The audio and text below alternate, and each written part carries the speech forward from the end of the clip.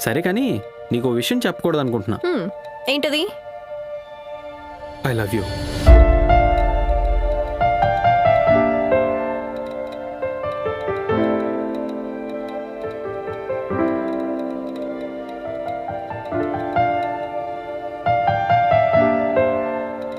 అని చెప్పకూడదు అనుకుంటున్నా.